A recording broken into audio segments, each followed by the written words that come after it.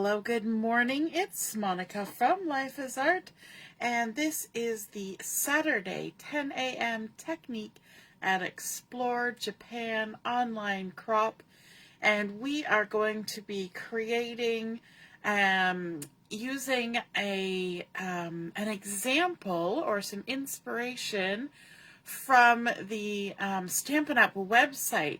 And so if you noticed when you clicked in, the title of our technique today is Copy That? Don't Mind If I Do. And it's amazing the things that you can find in the catalogs and on the website just by scrolling through where the products are listed. Let me just scooch that up a bit. And I want to bring in and show you. So one of the die sets that I am loving that's currently available are the Everyday Arches. They've been available for a while. They can come in a bundle with a stamp set, or you can purchase the two items separately. But the die set and any other product on here, if you notice, right underneath the picture, you will see that it says 1 of 9, and that's telling me that there are more photos for me to check out. So if I swipe my way through here, I'm on my phone, you'll see pictures of the dies themselves, and then you'll start to see some ideas of things that have been created using these products, and they're really exciting to look at. And you know what? When you see these ideas, you get inspired, and that's what kind of leads you to want to purchase the items. And so when I saw this particular card, I thought, oh my goodness, that's so pretty, such a cute use of those dies. And so today we're going to be recreating that because, copy that, don't mind if I do, we're going to be using our Everyday Arches dies and stamps to create this beautiful card. And we're also going to be using the Wildflower birthday papers because that's what they use. But you could take the same idea and translate it through various paper collections, different embellishments. Just, pick and choose the items from the inspiration that snag and pique your interest. And that's the same way it is with our crops. I post cards and layouts and color palettes and different things to inspire you. It doesn't mean you have to take it word for word or picture by picture the way it is. It means you pick out the bits and pieces that kind of get you excited about crafting and then put those together on your project. So we're going to be recreating that card. We're going to be starting off with a piece of the soft Seafoam cardstock because that's the cardstock they used. And this has been cut to 8.5 by 5.5. We're going to score it along the 8.5 inch side at 4 1/4. So I'm just going to bring in my Simply Scored here, lining it up on that 8.5 inch side. I see some of you are up bright and early on a Saturday and joining me live. I see Laura's here and Deborah as well and Ellie. And if you are joining me live, drop a comment and say hi because it's good to see you. And if you're watching later on replay, you can drop a comment too so we know you stopped by. So we're going to score along this 8.5 inch side at 4 1/4. And that's just scoring it straight in half. This is not a fancy fold card, although a lot of my techniques are fancy fold.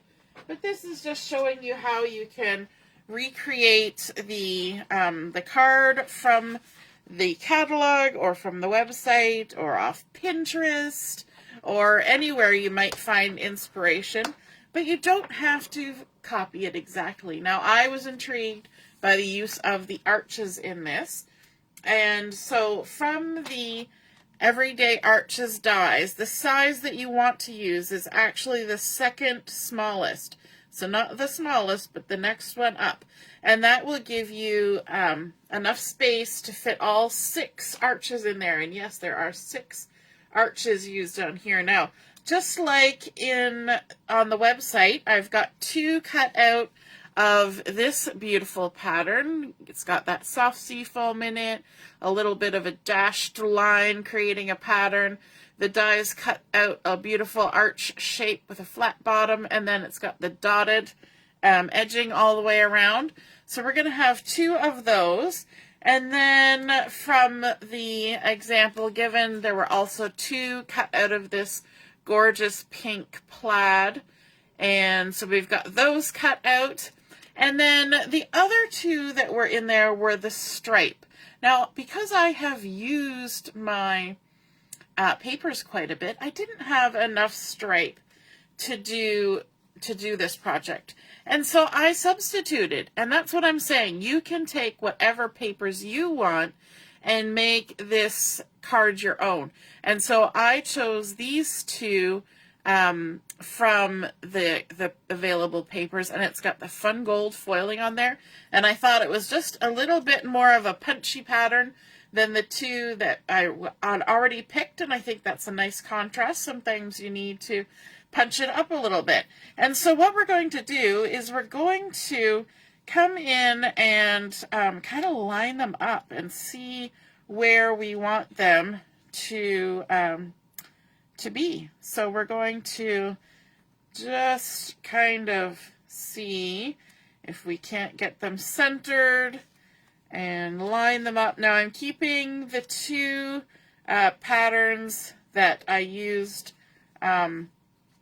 that are from the catalog in the same place even, and I'm just adding in the extra pattern that I chose in a slightly different place. Now, because this is a 5.5 height, then 2 3/4 is our center line. So I'm just going to kind of move everything up a little bit because we're kind of straddling the center line there. They don't exactly have to touch, but you do want to kind of get your spacing kind of lined up here before you start adhering anything down. Because if you get it lined up first, it's like measure twice, cut once. So there we go. I'm liking where those are sitting. So I'm just going to go one by one, adding adhesive and sticking those down.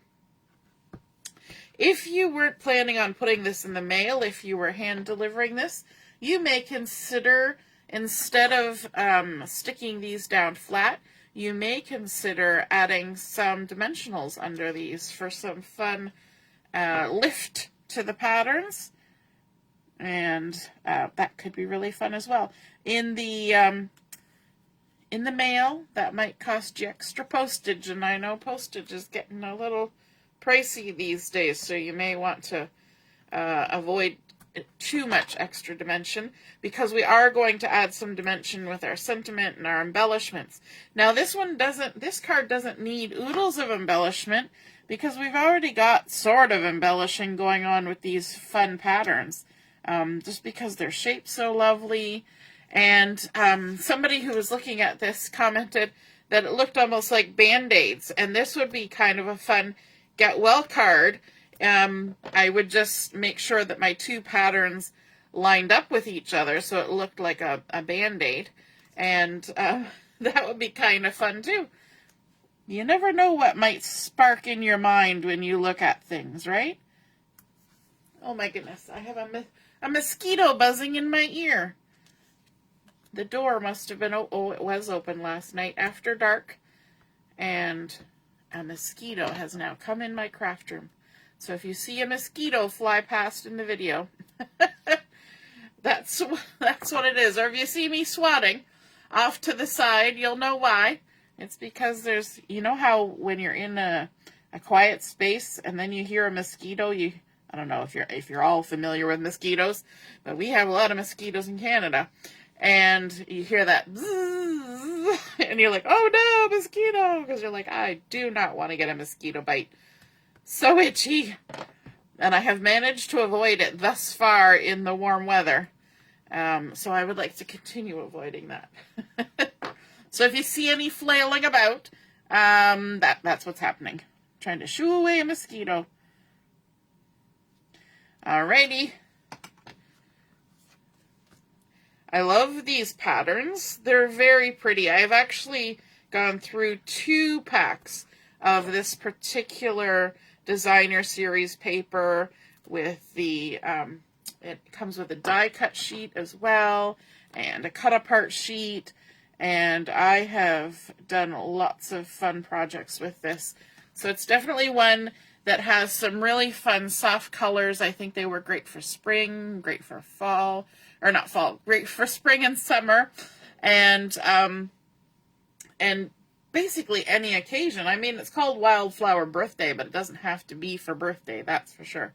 Okay, now we want to add in our sentiment, and we're going to use, this is so easy, we're going to use one of the cut apart pieces, and there are a few different ones of these. The one that they used in their example, they used the pink one, if you can see that, but I'm going to switch it up, and I'm going to use this, this one, I think it's Pool Party maybe. And I thought just because I've got some darker colors going on there, I could hit it with another little bit of a dark color. But we're going to stamp our sentiment on there. And to do that, we're going to bring in from the Everyday Arches, we're going to bring in the hello. And I kind of like that as a sentiment because, again, it works for anything.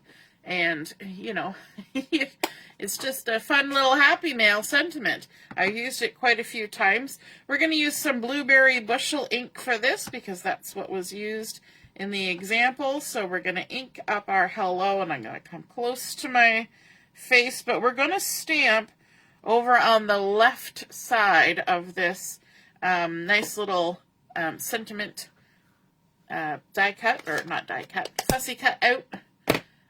Cut apart. And the reason we're doing that is because we're going to add those embellishments just like they had. Now we are going to put this down flat, so just add some adhesive on it. And then our extra embellishments are going to be put on with some dimensionals, just to give us a little bit of pop and lift. But it's not mandatory. You could totally do everything flat on this card. So we're going to go ahead and stick this fairly close to center, maybe slightly left of center. You won't be able to tell that it's not centered because our embellishments are going to be over here, kind of covering up the right-hand side. Whew, pardon me. Big yawn. Oh my goodness. It's too early in the day for a yawn. And then lovingly, having cut out some of these die cut pieces from the beautiful sheet, we're going to add those on. Now these are the flowers that were in the example, but I didn't have the leaves that were in the example. In the example we had the blueberry Bushel leaves here, and I have used all of those on previous projects. So what I did was, from the die cuts, I pulled out some of these gold foil leaves because I thought that would add a nice little bit of pizzazz and shine to my cards. So that's what we're going to add instead of the blue ones. All right, are we even on the screen? There we go. So let's grab our dimensionals. Where, oh, where are dimensionals? And we're just going to go ahead and add one right in the center of this lovely large pink flower. And we'll tuck that on here right close to the edge. So like I said, we're not really going to see if this sentiment strip is not completely in the center because we're going to be off to the side with our embellishing. We're going to add another dimensional right in the center of this yellowy, peachy flower, and we're going to just sort of tuck that under there. You'll notice it's got kind of a weird edge. I mean, it's not weird. It's following the edge of the flower, but it looks weird to me. So I'm going to actually tuck that under there a little bit so that it doesn't stand out to me. And then let's grab another dimensional and add it onto our last little flower here. And I did offset it a little bit so that I can kind of overlap my other flowers without kind of interfering with the petals. And then we need to add in our little golden leaves. So let's grab a little bit of glue to make this happen. We only need a touch. And I'm going to use my tweezers for this. We're going to just tap the end of the stem into that glue, and then we can just tuck that right under there because we use those dimensionals. And so we've got some lift and we've got some room to tuck these under. And on this side, we'll add our other one. Just like that. I like that fun little pop of gold. But then we're also going to add some dimension with the tiny bee trinkets. And these are fun because they actually do have a little bit of height to them. And if you're worried about the fact that they're metal and kind of bulgy, it's okay. You've also got this dimensionals here, and that will give some lift to your envelope so things won't get too jammed up. But those tiny bee trinkets are just so cute. So let's add a couple of these little bees. I'm going to put a few dots of adhesive right to my page, or right to my card, because I find that's the easiest way to adhere something like this. And then I can use my take your pick tool with this little gummy end here and pick up a little bee and add it to my card right on top of one of those dots of glue. And then let's grab another one, tuck it right in there amongst the petals and leaves, and one more up there. Just a fun little touch on there. I don't know if you can see those tiny little bees. One side has got sort of a roughish edge so that it sticks in the glue, and then the other side has the detail of the wings and the body. So there we go. We have recreated that card with a little bit of a twist. We've replaced one of the patterns. We've replaced the blue leaves with the gold shiny leaves, and just assembled that according to the instructions with a bit of a twist. I have another one here that is a little bit closer because I used the stripes and the pink. However, I only had one of these large flowers left, so I added this flower in there instead.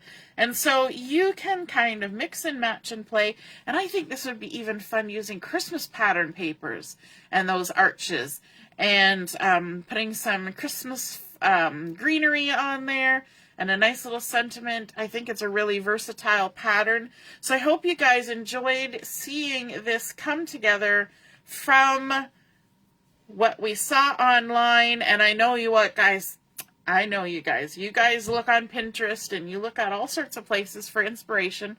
And so I want to encourage you that, can you copy that? You sure can. Don't mind if you do. And I don't mind if you copy any of my designs either. So be sure, if you are inspired by these card layouts from the website and from my video here, create one of your own, take a photo, pop it in the comments, and then we can all see and be inspired by your artwork as well. I'd be excited to see what kinds of themes and sentiments and occasions you could come up with for cards using this pattern. All right, have a wonderful rest of your morning. We will be back on at 12 o'clock noon for Chat and Craft. We'll see you then. Toodaloo. Bye.